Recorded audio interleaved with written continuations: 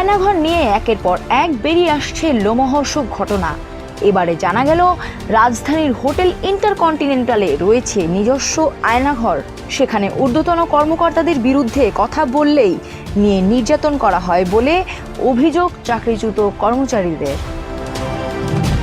30 August Dhaka reporters ইউনিটে আয়োজিত সংবাদ সম্মেলনে এমন অভিযোগ করেন তারা। সংবাদ সম্মেলনে বলেন, বিনা নোটিশে 30 জনেরও বেশি কর্মচারীকে চাকরিচ্যুত করে হোটেল কর্তৃপক্ষ। এই বিষয়ে শ্রম মন্ত্রণালয়ে অভিযোগ করা হয়েছে। হোটেল ইন্টারকন্টিনেন্টালের চাকরিচ্যুত কর্মচারী মোহাম্মদ নুরুজ্জামানের দাবি, ইন্টারকন্টিনেন্টালেও রয়েছে নিজস্ব আয়নাঘর, কারো সঙ্গে যোগাযোগ করতে দেওয়া হয় না।